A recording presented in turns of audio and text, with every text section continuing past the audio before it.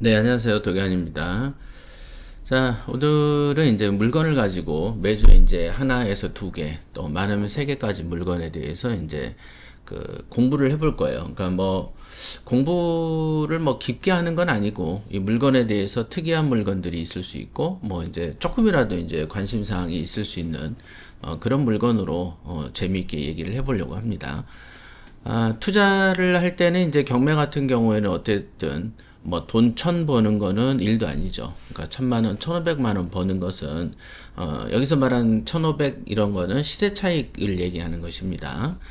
그래서 그 정도 버는 것은 사실은 큰 문제는 아닙니다. 뭐 이거가 과제가 되게 어렵거나 이게 불가능하다거나 그 정도를 벌기 위해서 뭐 엄청나게 되게 1년에 몇 번 정도를 법원에 가야 된다거나 그런 수준은 아닙니다.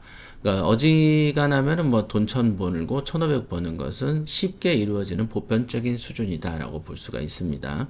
그래서 우리가 이제 낙찰을 하는 것들을 이렇게 보면서 이제 구경을 많이 해야 되겠죠. 그렇죠. 우리가 싸움을 잘하려면 싸움 구경을 많이 해라고 합니다. 그리고 매번 똑같죠. 모든 것이든 간에 어떤 기술을 익숙해지려면은 그 기술을 자주 해보거나 자주 보거나 해야 되는 겁니다. 그죠? 이거는 상식이다.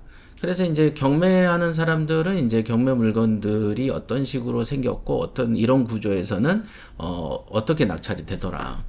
그 다음에 어떤 거는 이건 돈이 더 되는 건데 단독 공찰인 경우가 있고 어떤 거는 경쟁은 되게 심한데 먹을 거가 없는 경우도 있고 그렇습니다. 심지어는 사면 안 되는데 사는 경우도 있고 그렇습니다. 그러니까 이거는 이제 눈에 관한 문제다. 이거는 그게 바로 우량 물건을 검색하는 능력. 그래서 이런 능력을 키우려면 우량 물건 검색 훈련을 많이 해야 되는 것이죠. 그래서 현장을 많이 다닌다라는 그 개념보다는 이런 물건들을 자주 보고 자주 들여다보고 분석하는 연습을 많이 하셔야 된다. 그래서 이런 거를 이제 여러분들에게 기회를 제공해 드리기 위해서 간간히 특별한 거, 뭐 재밌는 거, 뭐 우리가 흔히 유튜브에 있는 것처럼 뭐 어떤 섬을 막 되게 막 구경시켜주고 막 그러잖아요. 그래서 막 경매 물건 중에 섬이나 폐교나 뭐 이런 거 하면은 댓글들이 막 수십 개씩 달리면서 어쩌고 저쩌고 하지만 그런 거는 경매 실력을 키워지지 않습니다. 어차피 섬을 살 것도 아닌데 섬을 눈으로 구경한들 뭐 하겠습니까? 조사 포인트에서 관공서에서 나무 한 그루 바위 하나를 못 치우게 하는 곳을 뭐하러 시간을 내서 그거를 그 분석하고 공부할 필요는 없죠. 정말로 눈요깃거리가 필요하다면은 그런 어떤 눈요깃거리 감으로는 될 수 있으나 그래도 여러분들이 시간을 내서 이제 뭐 경매를 이렇게 들여다 본다면은 눈요깃거리보다는 뭐라도 하나 건질 수 있는 거가 좋지 않겠나 싶습니다. 자, 오늘 준비한 것은 사실은 이제 우리 협회에서 하고 있는 뭐 떨어지러 왔어요라는 이제 코너에 사용하기 위해서 한번 조사를 해봤던 물건입니다. 이거는. 그래서 이제 물건을 아까 이렇게 보니까 5월 30일 날 이제 낙찰이 되었더라고요. 그래서 이 당시에 먼저 입지를 먼저 볼게요. 입지 빌라고요. 빌라고 그다음에 이제 특별한 이제 권리에 대한 포인트는 여기 있는 것처럼 임차 보증금 반환 채권을 포기하고 주택 임차권 등기 말소에 동의한다라는 확약서가 있다. 여러분들이 요즘에 보면 하도 이제 전세 사기 하니까 경매 물건들을 보다 보면은 그 대항력이 있음, 보증금이 물어줄 게 있다라는 조그만의 단서가 있는 경우에는 사건을 열어보면은 막 그냥 선순위가 막 몇천 몇억씩 있죠. 그래서 그런 물건을 믿고 걸르더라도 큰 문제가 없을 정도로 너무 선순위들이 많이 있습니다. 근데 그 중에서 대항력을 포기한다라는 이제 확약서를 제출했다 그러면 일단은 여러분들이 눈여겨 보셔도 된다. 그렇게 보겠죠. 일단은 이 그 보증금이 1억 1,300짜리예요. 그러니까 사실 엄청나게 많이 들어가 있는 거죠. 현재 기준으로 했을 때 이거에 대한 전세 가액은 아마 7천 한 몇백 정도 되는 걸로 알고 있어요. 한 7,300? 공시가격 기준에 126%를 했을 때 한 7,300 정도가 이제 전세 가격으로 형성되어 있는데 그런데 보시면 아시겠지만 22년 이 게임은 어마무지하게 전셋값도 폭등하고 정부 자금으로 돈을 엄청나게 빌려주던 시기죠. 그러니까 지금 보시면은 1억 1,300이 당시 전세 가격이었어요. 그런데 현재 7천이니까 엄청나게 떨어진 거죠. 예, 그렇습니다. 이게 이제 참 보면 아깝죠. 정부 자금의 손실인데. 그래서 현재 이 낙찰 같은 경우는 9명이 입찰해서 이제 7천에 낙찰이 됐는데, 이런 경우에는 사실은 이제 전세 사는 사람이 이 물건을 사지 않았을까라고 추정하기도 쉽다. 전세 사는 사람이. 이 물건의 시세는 아마 1억이 안 되는 걸로 제가 들은 적이 있는데, 여러분들이 한번 검토해 보시기 바랍니다. 근데 이제 1억이 안 되는데 1억이라고 봤을 때도 여러분들 보시면 아시겠지만은 7천만 원이다. 낙찰이 7천이니까 이것저것 해서 이전비를 주고 나면 한 7,300 정도 되겠죠. 그 다음에 이제 뭐 수리 수선비, 그렇죠? 뭐 이것저것 좀 지출 좀 하고 내가 들어간다고 생각하면 한 7,600 정도 된다고 봤을 때, 안에가 뭐 특별하게 큰 수리비가 들지 않는다고 봤을 때죠. 그러면은 우리가 이제 1억이 시세다고 봤을 때는 7,500이 다 들어갔다고 봤을 때 그래도 2,500만 원이 차익이 생긴다는 거죠. 물론 당장 팔려면은 이제 뭐 9,000대까지 떨어뜨릴 수도 있습니다. 그러면 이제 1,500만 원 정도의 차익이 생길 수 있다라고 볼 수 있겠습니다. 그러니까 이제 이 정도의 그 돈을 버는 것은 그만큼 어려운 일은 아니다라는 것이죠. 어려운 일은 아닌데, 그래도 뭐 어쨌든 전세 가격보다 낮게 썼으니까 이 사람은 뭐 특별하게 잘못 썼다, 너무 많이 썼다라고 볼 수는 없다. 실제로 내가 내 집 마련 용도로 사용을 한다고 생각을 해볼까요? 이 동네에 가가지고 9천이나 1억 정도를 줘야만 내가 이 집을 살 수 있다면, 편하게 7천 주고 만약에 컨설팅을 하더라도 실제로는 한 1, 2천 정도의 차익을 보고 내 집을 마련할 수 있는 겁니다.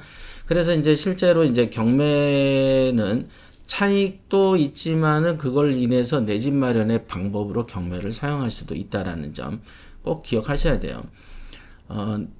당시에, 지금은 어떤지 모르겠지만은 제가 이제 경매하던 초창기 시즌에는 내 집 마련을 왜 경매로 해? 라는 어떤 편견들이 은근히 많이 있었습니다. 그래서 내가 왜 그 인생의 시작을 경매 같은 걸로 해야 돼? 라고 이제 부부간의 갈등이 있는 경우도 많이 봤었습니다. 그러니까 나는 새 집에 살고 싶어 라고 얘기를 하지만, 그때마다 제가 해드렸던 내용은 뭐냐면, 내가 들어갈 때 새 집이어도 몇 년 지나면 헌집되는데, 그죠? 지금 들어갈 때 새 집이어도 몇 년 지나면 헌집되는 거죠. 그런데 헌집을 고쳤으나 새 집에서 들어가면서 헌집이 되나? 매 한 가지다. 한 3년에서 5년 정도 지나면 그런 얘기를 해주죠. 그리고 통상적으로 분양을 받아서 들어가는 건 항상 비추죠. 왜냐면은 분양 가격, 분양된 빌라들 같은 경우는 항상 비쌉니다. 비싸요. 아파트는 분양을 받으면은 향후에 상승이라는 게 있죠. 그러나 이제 빌라는 그 분양가가 아마도 그 시점에서는 최고가에서 분양이 되기 때문에 상승을 기대하기는 어렵다. 그래서 어떤 사람들은 그러니까 아파트만 선호해 라고 할 수도 있으나, 아파트를 살 돈이면은 빌라를 여러 개 살 수도 있기 때문에 이거는 이제 투자라는 관점에서 봤을 때는 빌라가 좋기도 하죠. 그러니까 빌라는 어쨌든 그 시세대로 그 분양을 받는 방식은 항상 비추입니다. 비추. 이 사진을 보시면은 이제 길이 좀 평평하죠. 넓어요. 그 다음에 여기 이제 색상까지 칠해졌다는 건 어찌됐든 관리가 좀 된다라는 것이고, 여기 뭐 이런 카메라 있죠. 보통 이런 건 동네에 널브러져 있는데 이렇게 잘 세워진 형태죠. 그러니까 나름 보면은 동네 바닥이라든가 이런 게 좀 질서가 좀 정연한 집이에요. 좀 그런 느낌이 있어요. 근데 이 경우들 봤을 때 입구에 보면은 뭐 호화찬란하죠. 이런 경우에는 사실은 이제 만약에 제가 산다고 한다면은 여기를 긁어내버리고 페인트를 칠해버릴 것 같아요. 그런데 이제 이런 거를 안 고쳐놓고 그냥 전세를 줄 수도 있겠지만, 그러면 아무래도 조금 전세가 좀 느리긴 하겠죠. 그렇다고 내가 내 돈으로 다 고치자니 조금 아까운 생각이 들죠. 이럴 때는 그렇다고 또 주변 사람들한테 불러서 돈을 얼마씩 걷어서 하자라고 하면 그게 잘 될 리도 없다. 그래서 이런 부분도 내가 이걸 살 때는 어떻게 처리할 것인가를 염두에 두고 시작을 해야 됩니다. 그냥 나는 집만 하고 이 사람들하고 돈 걷어서 수리하긴 좀 번거롭고 아니면 내가 돈 걷어서 같이 수리하지 뭐라고 생각한다고 해서 돈을 그렇게 대지는 않는다는 거죠. 그러니까 처음부터 내가 생각하고 들어가야 돼요.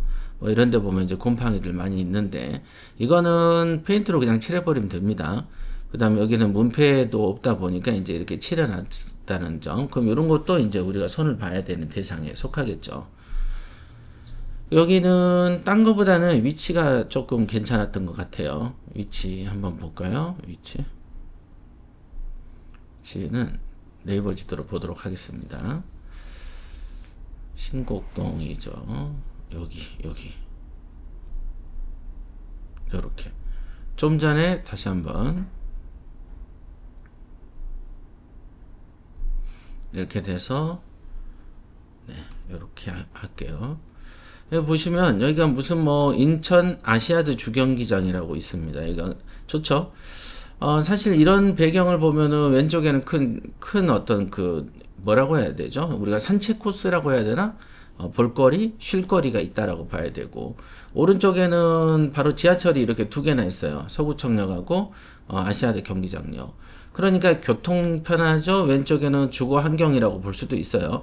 물론 뭐 사람이 엄청 시끄럽진 않겠죠. 여기 질서정연하게 들어가니까. 그런데 이제 입지가 이제 학교들이 이렇게 세 개씩이나 있기 때문에 이 물건은 당연히 가치가 있다.